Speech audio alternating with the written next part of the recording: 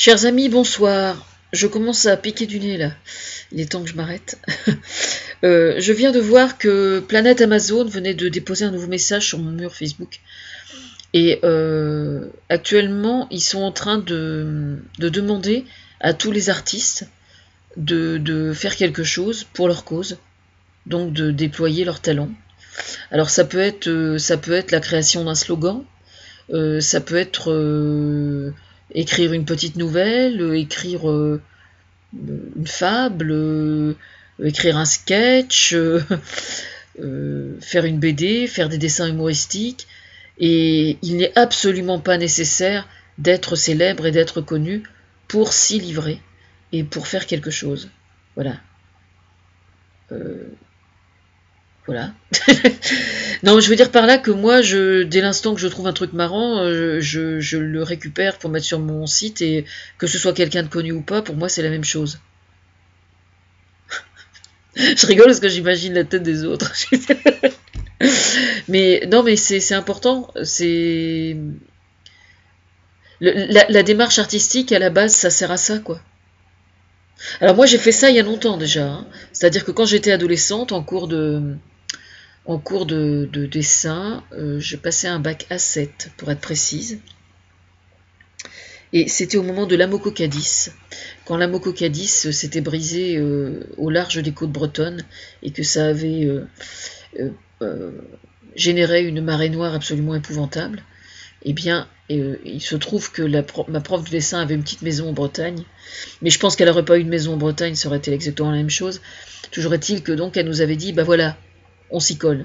Et donc j'avais bossé sur le sujet. Alors j'avais fait bon, c'était pas extraordinaire, mais je l'avais fait avec amour. Donc c'était important. Donc je vous explique, le bateau était cassé en deux, et en fait il y avait un espèce de gros porc avec un cigare qui était allongé sur l'épave du bateau cassé en deux. Donc ça faisait la forme d'un V, puisqu'il était comme s'il était sur une chaise longue, quoi. Voilà. C'était pas la meilleure, mais bon. C'était pas la meilleure, mais le fait d'avoir travaillé sur le sujet était pour moi interpellant, parce que ça remet bien la démarche artistique là où elle doit se trouver. D'ailleurs, pendant que j'y suis, il n'y a aucune raison qu'on se prive, hein. Moi, je lance un appel à tous les profs de dessin dans tous les collèges et les lycées, pour que justement ils abordent le sujet avec les élèves et qu'ils proposent aux élèves de faire quelque chose. Je propose aussi à tous les profs de français d'en parler à leurs élèves et de leur demander d'écrire des petits alexandrins, un petit poème ou un petit truc, quoi. Je propose aux profs de musique aussi de s'y coller, etc., etc., etc. Voilà. Non, mais vous voyez ce que je fais là, c'est vrai que j'ai un ordinateur qui est quand même pas du caca, quoi. C'est un ordinateur suffisamment costaud, mais aujourd'hui c'est quand même très facile de se filmer pour dire quelque chose, si vous voyez ce que je veux dire. Et donc vous pouvez très bien faire la même chose chez vous. C'est-à-dire que vous faites une vidéo comme ça, vous expliquez que ce qui se passe au Brésil au sujet des Indiens d'Amazonie, c'est scandaleux. Vous expliquez votre démarche et votre vidéo sera regardée. Il n'y a pas de souci. Si jamais, alors c'est très simple, quand vous téléchargez votre vidéo sur YouTube ou sur Dailymotion, vous faites bien attention aux mots-clés, parce que c'est avec les mots-clés que se trouve rangée votre vidéo et qu'elle sera susceptible d'être vue. Donc à partir du moment où les mots-clés sont les bons et où le titre, il faut faire très attention aussi au titre. Essayez de trouver un titre accrocheur, un titre... essayez l'humour à 2 balles, ça marche bien, l'humour à 2 balles. Voilà, et une fois que votre vidéo est en ligne, ce que je vous propose de faire, c'est de l'envoyer à Planète Amazon, justement. Parce que eux, ils ont une adresse mail, et vous leur envoyez, et puis... alors, pour ceux qui sont en doute en disant « je vais pas oser », c'est très simple. Il faut faire sa vidéo avec amour, en fait. Amour, c'est un compagnon qui est toujours toujours disponible et qui est surtout extrêmement efficace. Donc dès l'instant que vous faites votre vidéo avec amour, autant dire c'est un duo, hein, vous faites votre vidéo avec amour, et là je vais le faire avec repos parce que je commence vraiment à piquer du nez, et si vous parlez avec votre cœur, vous avez statistiquement beaucoup plus de chances de toucher du monde. C'est vrai ce que je vous dis, hein.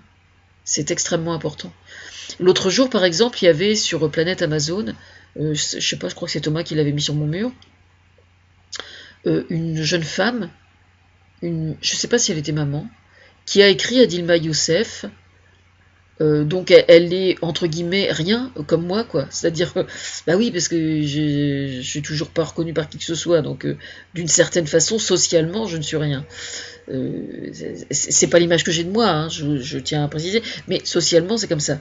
Je veux dire par là que n'importe qui aujourd'hui peut faire une vidéo et peut très bien se permettre de militer sur Internet. Alors il y a des gens qui militent pour des conneries, mais on peut aussi militer pour des choses extrêmement intéressantes. Alors pour les gens qui ont la chance d'avoir un don particulier pour quelque chose d'artistique, eh bien faites-le. Et pour les autres, eh bien vous faites comme moi.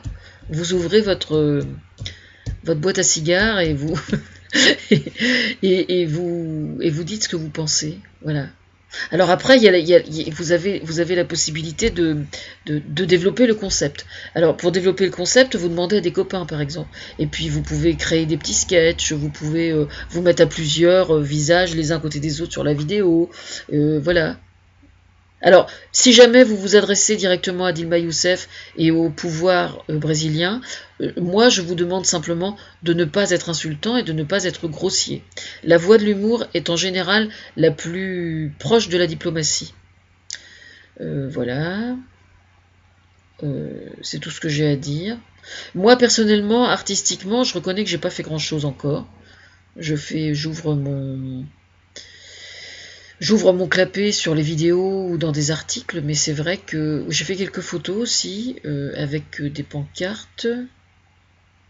J'ai été photographiée par les gens de Planète Amazon devant le siège d'EDF GDF Suez, sur un pont en bois exotique.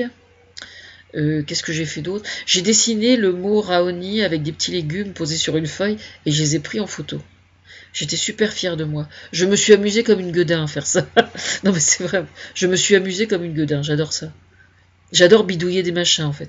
Si jamais vous éprouvez du plaisir à bidouiller des machins pour défendre une cause à laquelle vous croyez, statistiquement, vous avez infiniment plus de chances de toucher votre cible. Non mais c'est vrai ce que je vous dis là. Alors ce que vous pouvez faire aussi, c'est... alors le problème c'est qu'il faut demander l'autorisation à l'auteur, mais vous pouvez récupérer... Bon, alors moi je vous donne l'autorisation pour Thomas Fersen déjà. Le problème c'est que vous êtes comme moi, vous n'avez pas la bande son. L'idéal c'est d'avoir la bande son d'une chanson et puis vous changez les paroles par exemple. Lui il sera ravi là. Comme on dit vulgaire. Non, je vais pas être vulgaire. J'allais être vulgaire et je dois faire attention de ne pas être vulgaire. Non mais c'est bien de faire des parodies par exemple, vous prenez une chanson et puis vous changez les paroles. Évidemment, on ne demande qu'à en rire. Là, je viens de regarder les décaféinés. C'est facile avec les moyens qu'ils avaient ou qu'ils ont. Ils récupèrent. Ils ont la bande son, quoi. Alors voilà. Mais nous, pauvres amateurs, on peut pas se permettre, quoi. Ou alors, il faut être musicien et savoir le jouer soi-même, chose que je ne sais pas faire. C'est la raison pour laquelle il m'arrive quelquefois de pousser la chansonnette a cappella.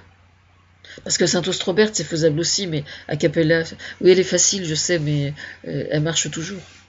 Voilà. Mais moi, ça m'arrive d'écrire des petites conneries. Par exemple, j'ai rallongé la chanson Les cravates de Thomas Fersen. J'ai écrit ma version, moi. J'ai écrit ma version des cravates. Je l'ai pas fini d'ailleurs. J'ai commencé. C'est-à-dire que je regarde, lui parle d'un escroc dans la chanson Les cravates, et moi, je parle de lui vu de l'extérieur, en commentant et en... C'est un chantier en cours non terminé, comme d'habitude, quoi. C'est-à-dire que j'ai 3 ou 4 livres en cours qui sont pas terminés, j'ai des sketchs qui sont commencés mais qui sont pas terminés, je suis la femme qui commence tout et qui ne finit rien, en fait. Mais j'ai des excuses, par contre. Les excuses, c'est que je dois être partout en même temps. Donc évidemment, à partir du moment où on doit être partout en même temps, je n'irai pas jusqu'à dire qu'on est nulle part, mais on avance moins vite sur chacun des fronts que l'on défend. C'est inévitable. Et là, je pense que je vais bientôt arrêter. Il est 22h52, je suis complètement claquée. Donc je vais me coucher. Bonne nuit les gens. Oui, qu'est-ce que vous dites? Demain sera un autre jour, lundi. Vous réalisez un peu? Demain, lundi. C'est-à-dire le lendemain de dimanche. Parce que dimanche, aujourd'hui c'était la journée de l'orgasme.